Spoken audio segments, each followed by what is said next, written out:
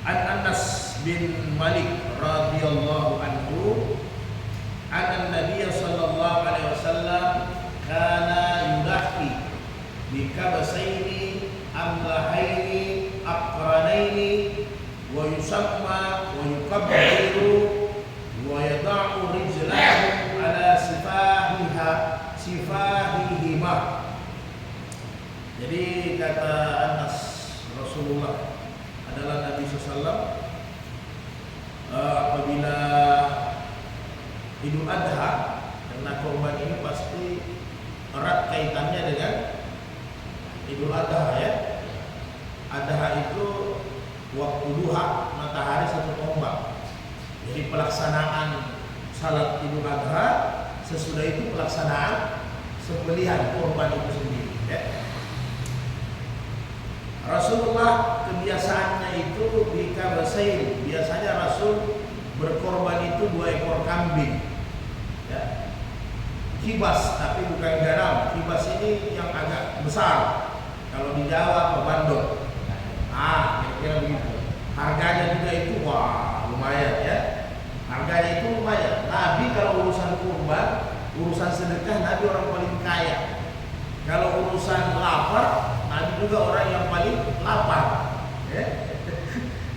Kalau urusan ibadah, sampai bengkak kakinya Nabi ibadah. Itulah Nabi ya. Itulah Rasulullah. Jadi ketika dia korban, Aisyah bilang, pernah dapur saya 40 hari 40 malam tidak berasap. Jadi pernah Nabi 1 bulan lebih dapurnya tidak berasap. Artinya apa? Bukan istrinya malas ya. Memang tidak ada apa-apa. Kayak begitu. Memang tidak ada apa-apa. Dan banyak kita lihat di sirah Nabawiyah ya, bagaimana kehidupan Nabi. Tapi ketika Nabi bersedekah, ketika Nabi contohnya berkorban, wah, Nabi yang paling ke depan. Jadi Nabi itu kibas, kambing-kambing besar. Jadi kebiasaannya Nabi paling kurang 2 ekor. Jadi Nabi itu korban setiap tahun paling kurang 2 ekor, berarti itu miskinnya Nabi lah ya. Miskinnya Nabi berarti mungkin dalam 1 tahun itu, itulah Nabi punya miskin. Berkorban dengan kibas 2 ekor ya. Kalau kita punya miskin ya tidak berkorban. Kita punya miskin ya tidak berkorban. Atau dicari korban yang paling murah kelompoknya. Nah, yang penting umurnya masuk, cari yang paling murah, murah serikatnya. Jadi Nabi yang besar. Nah, itu korban Nabi. Kemudian amlahaini aqranaini. Jadi Nabi punya itu 2 ekor besar yang bertanduk. Tanduknya panjang. Jadi kan biasa harga kambing ini juga biasa berpengaruh dengan tanduk kan. Karena apa? Kalau bertanduk ini kayak gagah dia, sempurna. Karena kalau binatang ini kalau dia bertanduk itu tanda kejantanan ya. Kalau orang bilang kalau masjid menaranya, ya begitu. Kalau ada menaranya kan bagus kan.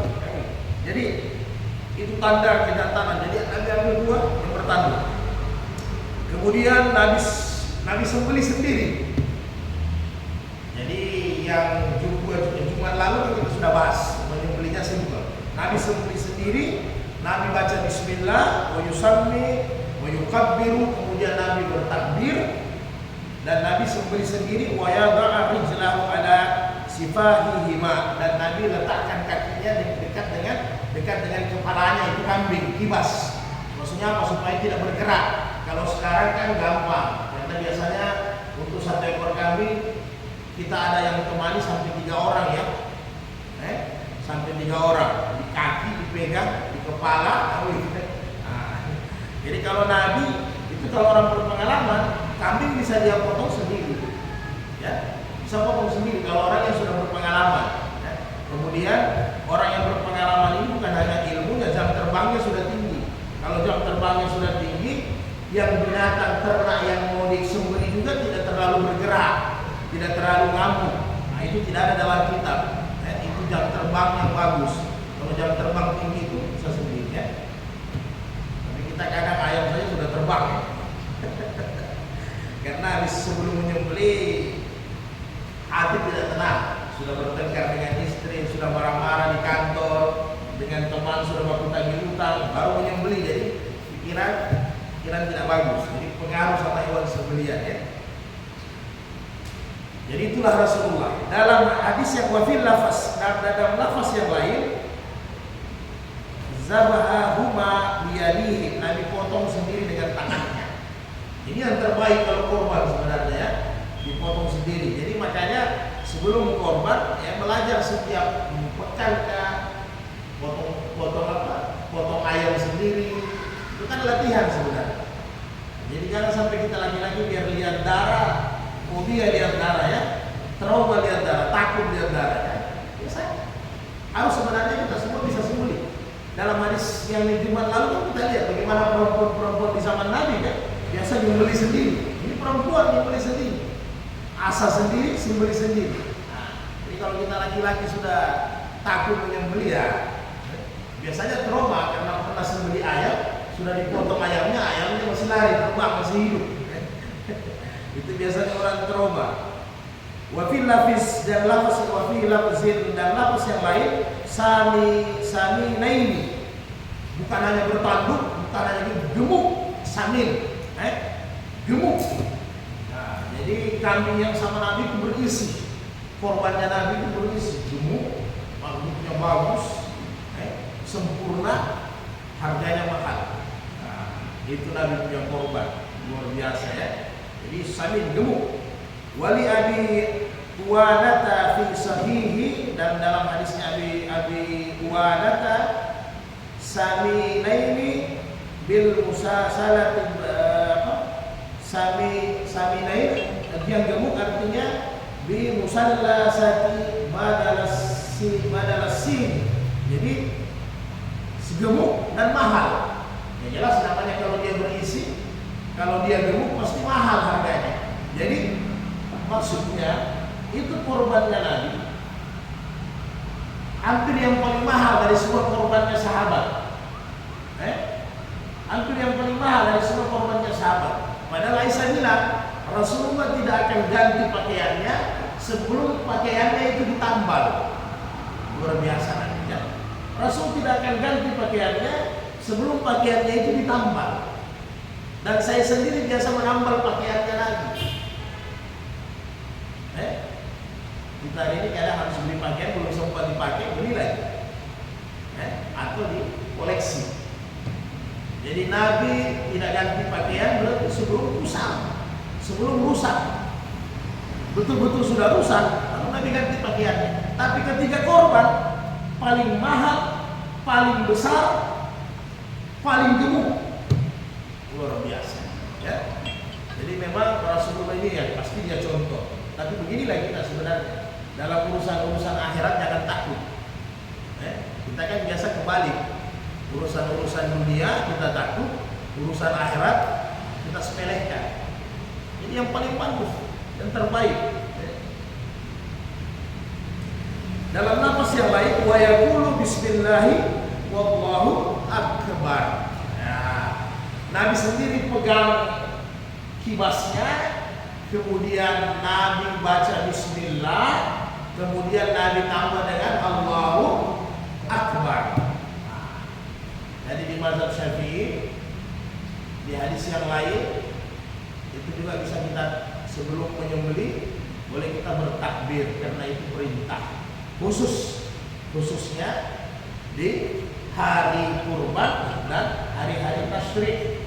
Jadi itu penggugah semangat karena itu kemenangan. Takbir itu kan kemenangan.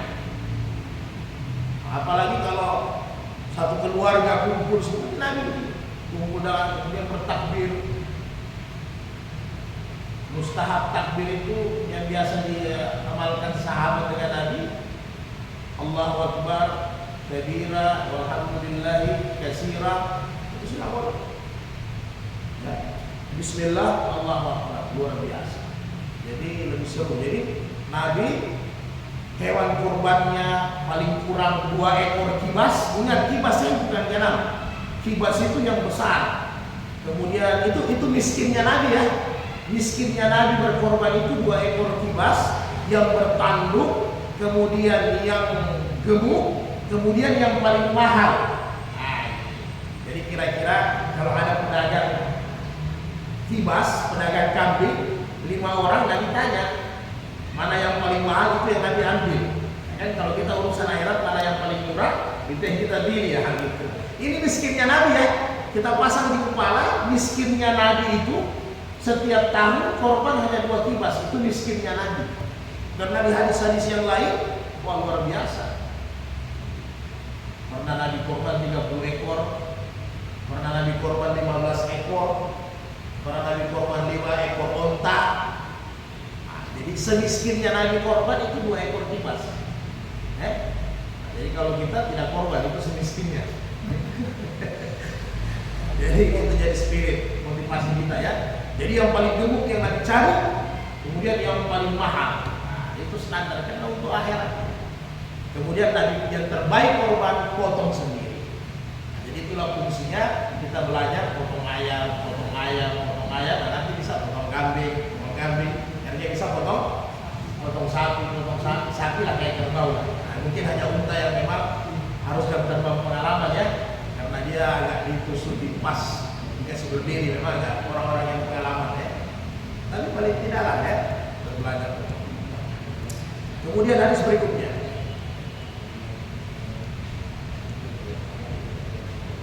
Walahu min hadis Aisyah radhiyallahu anha, jadi dari Aisyah, amara bikabsin akra'ana yuta'u fi sawadin wa yubruku fi sawadin wa yanzuru fi sawadin fa'utiya bihi li yunahiya bihi. Kemudian jadi dari Aisyah, Nabi itu menyuruh kibasnya itu, bandotnya itu, kaki, mata, sekitar mata, kaki, perut itu berwarna hitam ya, memang lebih jantan lagi ya. Kemudian bertanduk, jadi memang kan kelihatan itu kibas, bahkan sapi saja kalau dia hitam, tanduknya bagus, samin, gemuk, luar biasa. Pandangan itu asik ya. Jadi Nabi cari yang terbaik. Jadi Nabi biasa korban cari yang kaki dan sekitar matanya itu hitam ya. Jadi hitam. Jadi yuta'u fi sawadi wa yabruku fi sawadi wa yanzuru fi sawadi. Jadi memang mendominasi warna hitam badannya itu kibas. Kemudian dibawa sama Nabi untuk dikorban.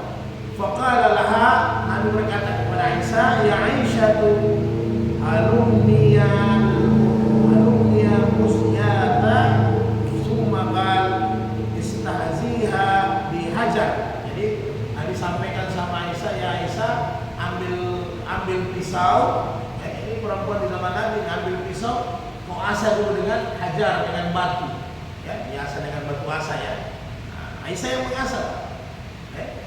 Aisyah yang mengasah. Di hadis lain Aisyah sendiri yang potong.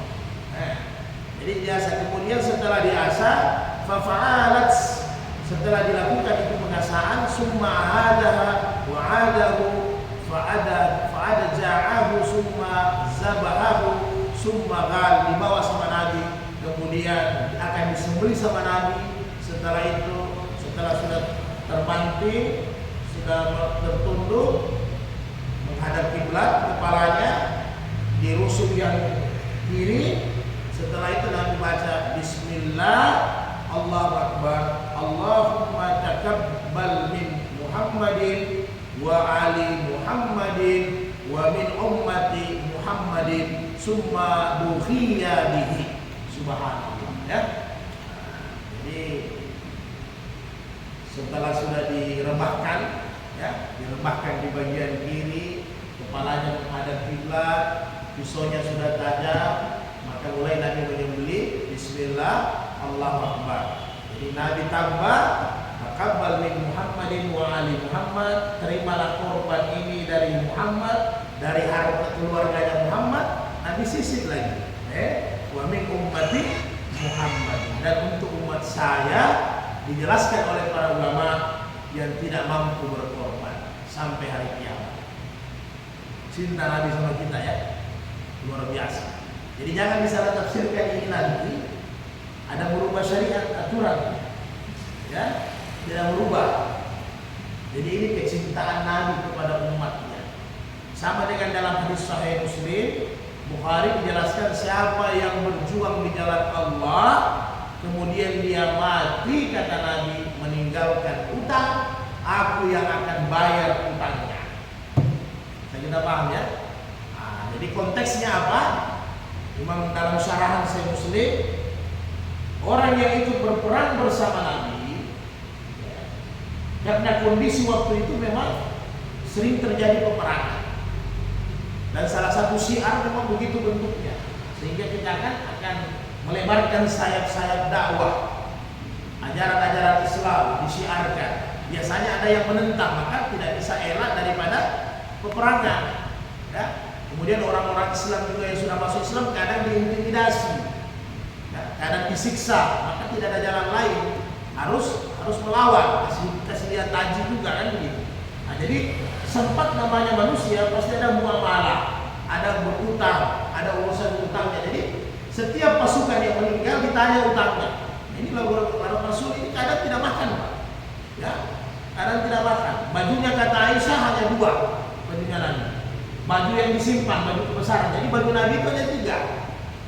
Tapi ketika ada pasukan yang meninggal tidak bayar utang, Nabi yang lunasi utangnya. Nabi yang lunasi utangnya. Karena Nabi tahu, Nabi sendiri sampaikan, walaupun Anda jihad fisabilillah mati syahid, kalau masih ada utang, maka tidak bisa masuk surga. Bahkan cium bau surga tidak bisa. Orang yang berutang. Nah, jadi beginilah posisinya. Nabi tangguh. Jadi Nabi sayang umatnya. Apalagi urusan kurban ini. Jadi ada yang mungkin tidak mampu, ini tidak mampunya, tidak tahu tidak mampu apa. Ya, tidak mampu beli. Tidak mampu sedikit maksudnya, atau memang tidak mampu, tidak ada duit, ya? Atau tidak dimampukan, pesimis hidup. Nah ini, jadi Nabi masih sisik dengan kita ini umat, untuk umat. Tapi jangan nanti beralasan kita beli 1 ekor kambing boleh diniatkan, tapi secara syariatnya nanti hadis-hadisnya kita baca. Jadi 1 ekor kambing ya memang untuk satu orang secara syariat, ya. Bukan secara pahala. Kalau secara pahala bebas. Bapak mau pakai dengan nenek boleh, kalau pahala tak apa-apa. Tapi syariatnya tetap satu nama, satu ekor bebas. Ini sayangnya Nabi kepada kita. Jadi kalau satu keluarga kemudian tahun ini korban dia hanya mampu beli 1 ekor kambing, maka kepala rumah tangga lah yang memutuskan. Ini giliran namanya siapa. Jadi jangan namanya kepala keluarga teruslah ya. Sekali-kali nama istrinya, tahun depan nama anaknya. Nah, kemudian nanti mau disembeli, kemudian disembeli diniatkan pahalanya untuk satu keluarga. Secara hukum boleh tidak? Boleh. Boleh. Bebas, tiada masalah. Nah, diniatkan pahalanya untuk satu keluarga. Karena kan pahalanya banyak juga, Pak, dibagi-bagi lah. Bagaimana pahalanya? Ya pahalanya kan kita sudah tahu. 1 bulu 1 kebaikan. 1 bulu, Pak. Bisa tak hitung bulunya kambing? Bagaimana kalau korban sapi? Jadi bulunya kambing juga kayaknya kita hitung dari korban sekarang sampai korban berikutnya belum selesai dihitung itu, Pak. Lama hitungannya itu, bisa banyak pengulangan ya. Nah, jadi pahalanya bisa dibagi-bagi lah. Jadi kita dapat pahala membagi pahala. Jadi sedekah, jadi tambah banyak ya. Berbagi pahala. Nah, kalau di dunia kan jangan hanya berbagi makan, berbagi pahala juga, pahala. Bisa kita ambil posisinya nih, Pak ya, antara status hukum dengan keutamaan pahala. Jadi tidak sama ya, jangan digabungkan. Jangan digabungkan status hukum dengan keutamaan pahala. Jadi keutamaan pahala ini bebas. Kita diperintahkan setiap hari harus baca Quran. Ya, minimal standar 10 ayat. Karena kata Nabi, "Manggara asyaratan ayatan fi kulli lailatin yaktub minal ghafilin." Siapa yang baca 10 ayat dalam satu hari, satu malam 24 jam, lam yaktub minal ghafilin. Dia tidak dicatat orang yang lalai. Jadi jangan sampai kita tidak baca Quran 10 ayat, Pak ya. Karena kita pegang HP itu lama, Pak. Pegang HP itu, berjam-jam itu tidak sadar masa. Minimal 10 ayat. Oh saya salah 5 waktu, sudah lewat 10 ayat. Jangan berdalih begitu. Pegang Quran, ada mushaf. Ada mushaf. Jadi siapkan waktu. Nah, kalau sudah 10 ayat sudah bebas. Maka ketika saya baca Quran, saya lebih 10 ayat saya baca mungkin Al-Waqiah, Ar-Rahman. Kemudian boleh tidak secara hukum? Ya Allah, pahalanya ini untuk orang tua saya almarhum. Boleh tidak secara hukum syariat? Boleh, tidak ada masalah. Boleh, tidak apa-apa. Bahkan kata Imam Syafi'i, ketika kita menyiapkan pahala untuk orang tua, untuk orang lain, kita mendapatkan 2 kemuliaan. Satu, berbakti kepada orang tua. Yang kedua, kita membaca Quran, pahalanya juga kita dapat. Nobel kan? Nah, jadi boleh. Karena jangan sampai kita menganggap setelah orang tua meninggal sudah tidak ada baktinya anak kepada orang tua. Tidak pernah putus, tetap ada. Lalu sudah kita bahas kan? Minimal, ya Rasul saya ada harta, boleh tidak saya niat sedekah? Boleh, hadis sahih. Ya Rasul saya mau hajikan orang tua saya badal, boleh tidak? Boleh. Ya kan begitu. Ya Rasul bagaimana caranya berbuat baik? Orang tua saya sudah meninggal. Nabi bilang, kau cari sahabatnya orang tuamu. Pertama Nabi sampaikan, lihat saudaranya orang tuamu.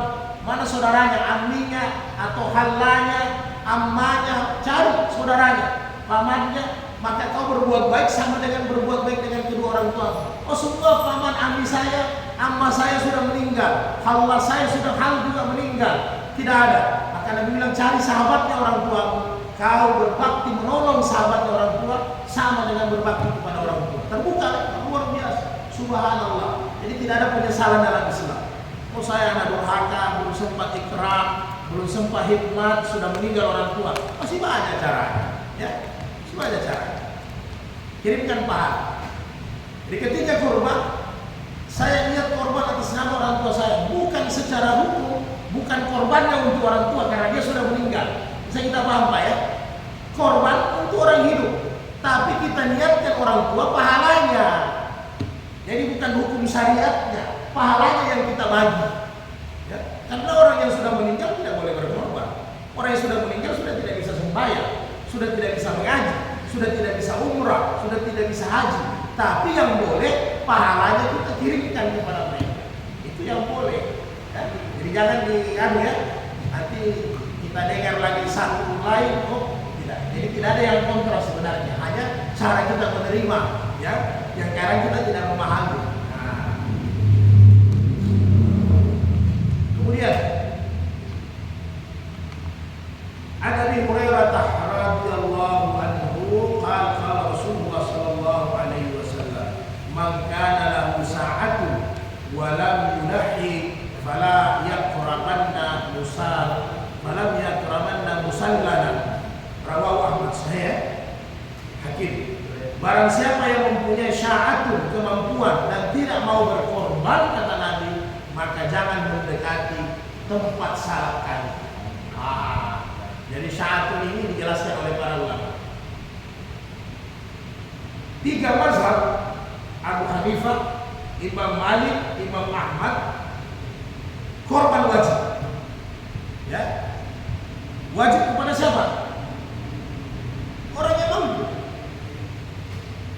Jadi 3 imam mazhab korban itu wajib.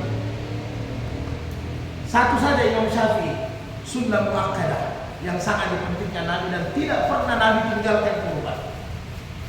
Jadi pandangannya Imam Syafi'i, dia mampu karena dia pelit, dia mampu karena dia pelit, dia tidak berdosa. Itu pandangannya Imam Syafi'i karena hukumnya sunnah muakkadah. Tapi pandangannya 3 imam mazhab Abu Hanifah dengan yang 3, ya, kalau dia mampu dia tidak berkorban, dia berdosa. Dia berdosa. Maka di mazhab Abu Hanifah, siapa yang tidak berkorban harus didatangi dinasihat. Kalau dia mampu, nasihat. Apalagi di mazhab Imam Ahmad. Umpamanya kita satu kompleks, ya Pak ya, 10 orang satu kompleks, 5 orang fakir, ya, 2 2 orang orang miskin, Pak. Ada 3 orang orang tajir. Satu kompleks ini tidak ada yang kurban. Ya, maka tokoh agama harus mendatangi orang yang tajir tadi. Ini saya ambil contoh 10 saja. Nasihat. Ini mau ada kurban ini, Pak. Yang namanya hari raya kurban ya harus berkorban. Sudah untung bukan kita punya anak diperintahkan. Kalau kita punya anak, kalau sempat Nabi Ismail tak potong selesai. Itu tidak ada yang hidup kita ini. Satu-satu saja yang sempat hidup. Nasihat. Harus kita sehati orang yang punya kemampuan. Apa alasannya dia tidak korban? Ya, kalau emasnya sudah 2 kilo disimpan, ya Pak Guru, kendaraannya berlebihan, rumahnya sudah mapan, apa alasannya dia tidak korban? Kira-kira diingatkan dia bahwa ini semua adalah titipan, tidak boleh ada hak orang lain. Zakat itu kan untuk mengambil hak orang supaya tidak tercampur yang bersih dengan yang kotor. Kurban juga begitu. Jadi dalam 1 tahun paling tidak 2 kali cara pembersihan kita. Jadi karena Tuhan mau kita ini bersih. Di bulan Ramadan kita dibersihkan dengan zakat fitrah. Kemudian yang punya usaha berlebihan masuk nisab dibersihkan dengan zakat mal. Di hari korban dibersihkan dengan kurban. Daging-daging yang masuk ini Pak, yang jadi daging dengan darah ini kan mutasyabihat yang banyak, subahat, kadang tidak jelas. Uang proyek, uang bisnis, uang apa lagi, macam-macam ya. Uang finansial, uang bunga bank, dan lain-lain, uang operasi, macam-macam. Ya syukur-syukur kalau kurang, tidak apa-apa. Masih uang yang pemerintah dipakai, uang berbahaya. Jadi hati-hati. Jadi banyak pembersihan. Jadi makanya Imam Abu Hanifah wajib korban, tidak boleh tidak. Wajib. Sekarang tinggal kemampuan ini Imam Mazhab berbeda. Ya. Berbeda. Kalau Imam Abu Hanifah kalau dia tiap hari bisa makan lebih daripada 1 kali, maka dia wajib korban. Saya tidak, Pak. Pak Guru berapa kali makan 1 hari? 3 kali dengan sarapan. 2 kali. Wajib korban. Ini Abu Hanifah. Kenapa? Orang sudah makan lebih daripada 1 kali, berarti dia makan. Nabi, coba tanya sama Nabi Anas bin Malik berapa kali Nabi makan dalam 1 hari? Anas bin Malik 12 tahun di rumahnya Nabi. Abu Hurairah 3 tahun di rumahnya Nabi. Ibnu Abbas 5 tahun di rumahnya Nabi. Masing-masing ditanya, tidak ada yang mengatakan Nabi makan lebih daripada 1 kali. Kecuali urusan undangan tiba-tiba. Nabi makan hanya 1 kali, Pak. Maksud saya begini, saya tidak suruh makan 1 kali. Ya. Saya tidak suruh makan 1 kali. Nabi makannya hanya 1 kali 1 hari. Dalam hadis sahih yang lain, pernah Nabi 2 hari tidak makan, perutnya dijepit dengan batu. Ya. Tapi ketika kurban, Aisyah bilang Nabi tidak ganti pakaian kecuali ditambal. Nabi tidak ganti pakaian, kecuali ditambal, kata Aisyah. Nanti sudah kusam, nanti sudah ditambal. Saya sendiri sering tempel bajunya Nabi. Tapi apa? Ketika kurban Nabi paling sedikit dalam hidupnya setiap tahun 2 ekor kibas yang besar. Ini makan 1 hari 1 kali, kadang tidak makan. Jadi pertanyaannya sama diri kita. Disitulah kemampuan. Makanya kemampuan tidak bisa dibahas dengan nominal. Ya Pak ya. Kalau kita bahas dengan nominal susah. Karena semua orang sama dengan apa? Orang ditagih pajak. Kalau orang ditagih pajak, dia usahakan dia tidak bayar pajak. Pasti dia nolkan itu barangnya. Kan nanti pergi sama ahli pajak, bagaimana itu barang jadi nol? Kan begitu. Sedangkan agama tidak boleh begitu, Pak. Jadi jangan. Jadi tidak, makanya tidak bisa nominal. Karena kalau nominal nanti, iya uang saya 10M, tapi utang saya 12M. Nah jadi Pak. Ya? Nah, jadi kemampuan itu bayangkan. Ulama punya pandangan mazhab lebih daripada 1 kali makan. Ada lagi dia tidak punya utang. Itu berarti orang makan. Kan begitu.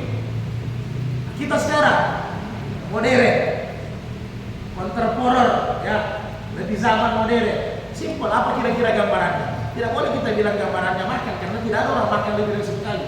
Karena ada orang makan 3 kali, tetap dia bilang miskin dirinya. Ya, yang paling mudah apa? Barometernya yang paling mudah. Kalau bilang kendaraan, semua orang punya kendaraan hari ini. Ya kan? Jadi yang paling mudah adalah orang yang merokok harus korban. Dia tidak perlu. Berapa rokok sebungkus? Kecil, tabung dong. Kita hitung 20.000 Pak ya. 20.000 kayaknya tidak ada rokok yang 20.000 ya. Yang 12 batang saja itu bahkan 25.000. 20 saja satu hari dikumpul, 1 bulan berapa? 600.000. 600.000 kali 10 bulan berapa? 6 juta. Kelompoknya hewan korban berapa? 2 juta saja, 2,5 juta, 3 juta, 6 juta boleh beli kambing.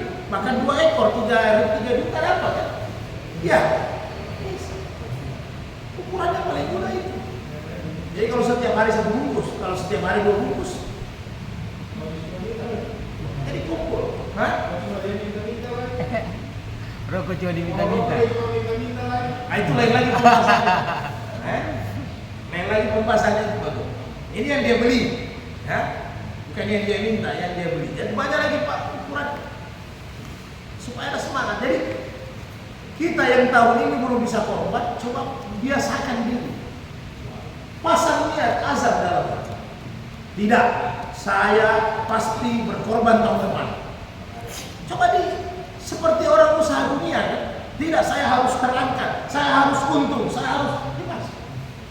Ya, kalau mental kita mental bagus, semangat kita bagus, pasti Allah mudahkan jalan-jalannya.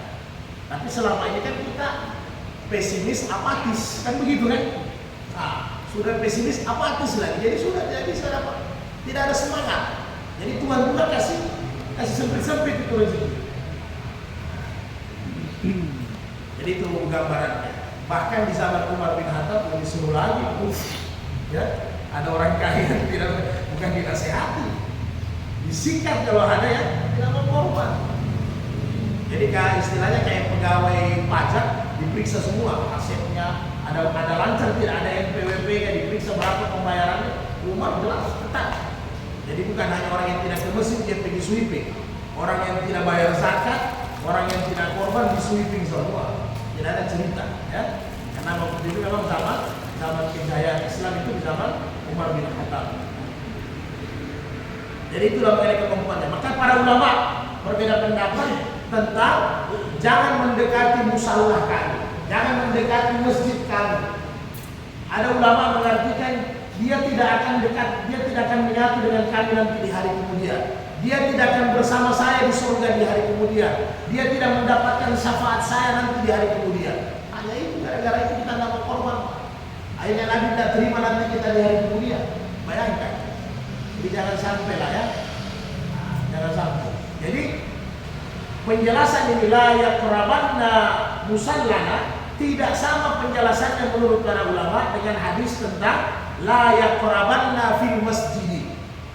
Ketika Nabi sampaikan satu hadis, siapa yang makan dari pohon yang buah yang dari pohon yang berbau, ya, basal, bawang putih, bawang merah, durian, apalagi pete, jengkol, termasuk dohan, apa itu, tembakau. Maka kata Nabi, jangan mendekati masjid kami. Itu tidak sama konteksnya dengan korban. Bisa kita paham? Konteksnya jangan mendekati kalau makanan yang menyengat yang berbau. Orang yang masuk masjid harus bersihkan gigi, sikat gigi, bersiwak. Kenapa? Nabi tidak suka nanti mengganggu orang yang sembahyang. Kalau Bapak mau rasakan, ya maaf ya, kalau mau rasakan bagaimana terganggunya itu sembahyang. Kalau ada yang Abu Dohan baru masuk di pintu, dia dohan 3 wadah, ya? Karena dohan tidak membatalkan wudu, batal wudu. Tidak membatalkan wudu. Setelah itu orang kamat, dia masuk takbir di samping Bapak, menguap lagi. Hilang konsentrasi. Ya. Allah kita sebutkan, tapi akbarnya tidak Allah. Sudah benci sama dia. Karena berbau. Tapi itu beda konteksnya. Kata ulama, itu hanya konteks jangan masuk masjid sebaiknya. Berkumur-kumur bersihkan dulu supaya tidak bau. Tapi konteksnya orang korban jangan mendekati tempat salat kami di dunia dan di akhirat. Di dunia dan di akhirat. Hati-hati Pak, tidak sama ya. Siapa tahu dia kan hadis tentang makanan yang berbau ya. Jadi beda itu modelnya.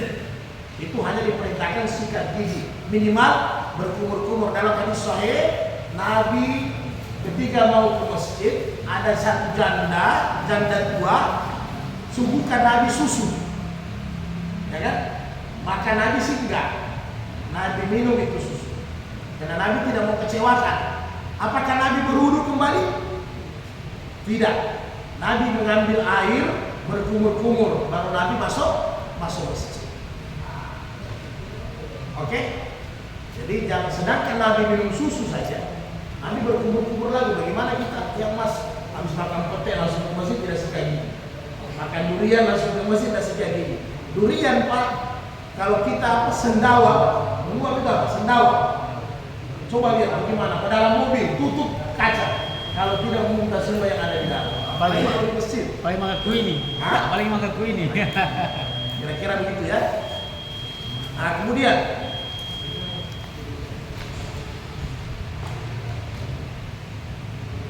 ini sifat hukumnya ini tadi. Jadi di ulama mazhab ada yang sunnah muakkadah, ada yang wajib.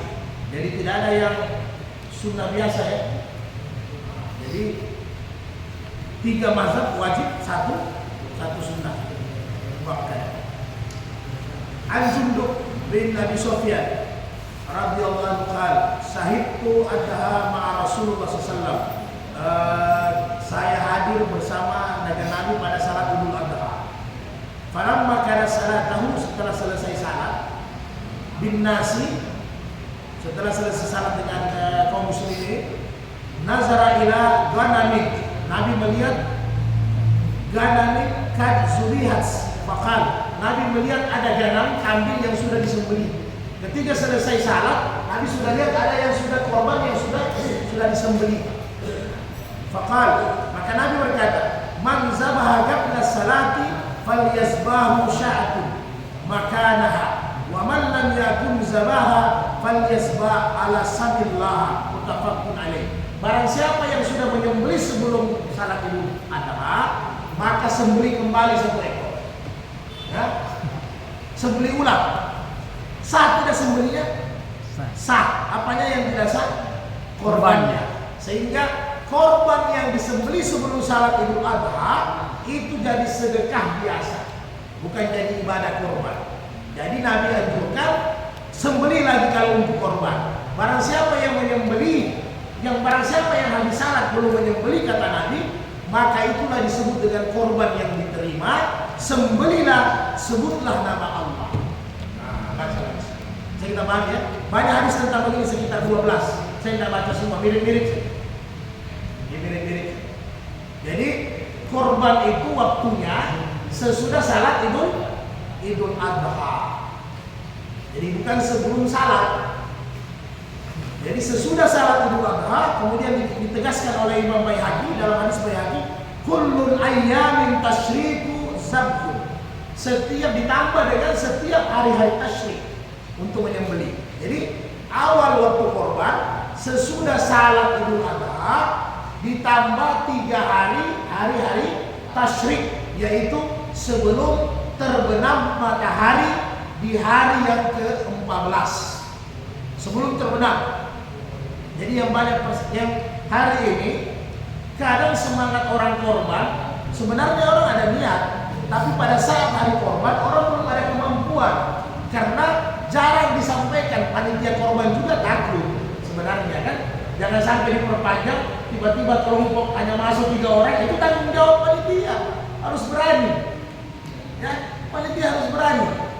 Nah, jadi jarang disiarkan, jarang disampaikan bahwa pemotongan kurban ini selama 4 hari. Selama ini banyak di kepala orang, image-nya orang apa? Korban itu hari Idul Adha saja.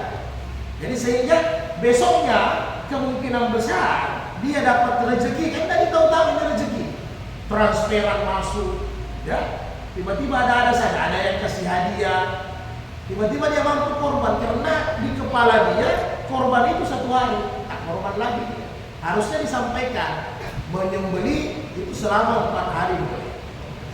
Jadi kalau ada yang agak berani panitia, terima terus saja, insya Allah selesai. Jadi selama ini kan kalau panitia, kalau Pak Imam kan sampai hari haji, sampai hari keempat selalu alhamdulillah terpenuhi. Karena sudah dibiasakan, sudah berani, ada saja. Karena biasa kalau tinggal 2 itu sudah sibuk kita, ambil nomor HP, sapu sama saja, bos, tambah 1 bos, tambah 1. Waktu tinggal 1 hari, itu ada saja. Jadi kita bekerja otomatis itu panitia. Tidak apa-apa, sapu saja, sapu. Pak ini. Kadang-kadang yang sudah pengalaman, iya tapi saya belum bisa transfer ini, uang saya 4 hari. Sudah salam varian nanti ditalangi dulu, Pak, sapu saja, tutupi. Tinggal itu saja, macam-macam saja. Ada saja kita. Oh iya, kebetulan kemarin saya baru dapat duit ini. Karena saya sudah tahu tidak ada lagi korban, jadi saya tidak berani lagi. Saya ada teman juga bahkan, iya abang, saya sudah ke masjid, semua uang saya sudah ditolak. Untuk abang ingatkan. Nah, ternyata dia dapat duit nanti hari lebaran. Bahkan dia sudah masuk ke masjid sudah ditolak. Karena panitia juga takut kan. Sudah cukup 7 serikat. Kalau dapat lagi 1, aduh pusing lagi, pening lagi cari anak orang ini. Begitu kan, pening lagi cari sapinya. Begitu kira-kira Pak Guru ya. Nah, jadi 4 hari penyembelihan. Di penyembelihan terakhir hati-hati Pak. Di penyembelihan terakhir hati-hati. Apanya hati-hati? Umpamanya masih ada kurban. Di hari 10 pemotongan, 11, 12, 13. 13 sudah siap. Ya, sudah siap. Mau masuk asar. Cepat sembelih. Tiba-tiba azan. Atau sudah habis asar, mau masuk maghrib, langsung disembelih. Kemudian dikuliti nanti sesudah maghrib. Berarti sudah tanggal 14. Apakah kurbannya sah? Sah. Ya. Hilang nyawanya Pak ya. Jadi panitia harus jeli itu.